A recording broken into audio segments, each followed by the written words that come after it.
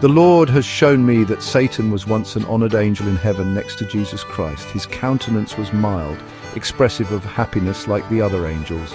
His forehead was high and broad and showed great intelligence. His form was perfect. He had a noble, majestic bearing, and I saw that when God said to his Son, "Let us make man in our image," Satan was jealous of Jesus. He wished to be consulted concerning the formation of man. He was filled with envy, jealousy, and hatred. He wished to be the highest in heaven next to God and receive the highest honors. Until this time, all heaven was in order, harmony and perfect subjection to the government of God. It was the highest sin to rebel against the order and will of God. All heaven seemed in commotion. The angels were marshaled in companies with a commanding angel at their head. All the angels were astir. Satan was insinuating against the government of God, ambitious to exalt himself and unwilling to submit to the authority of Jesus. Some of the angels sympathized with Satan in his rebellion, and others strongly contended for the honor and wisdom of God in giving authority to his Son. And there was contention with the angels.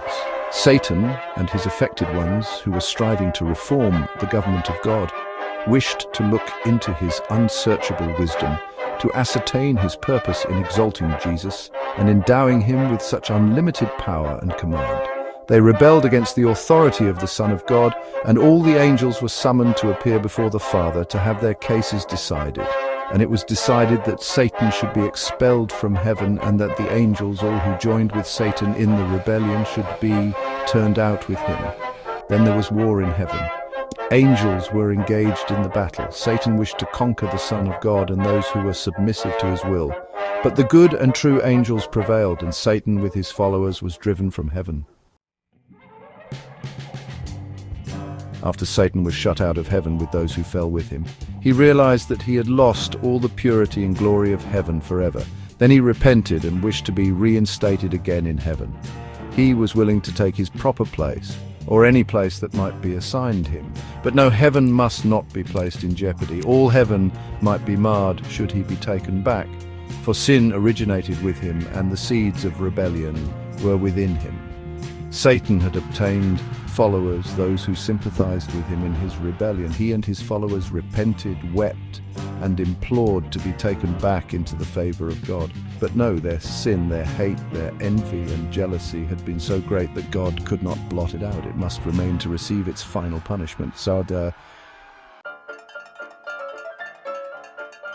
When Satan became fully conscious that there was no possibility of his being brought again into favor with God, then his malice and hatred began to be manifest. He consulted with his angels, and a plan was laid to still work against God's government. When Adam and Eve were placed in the beautiful garden, Satan was laying plans to destroy them.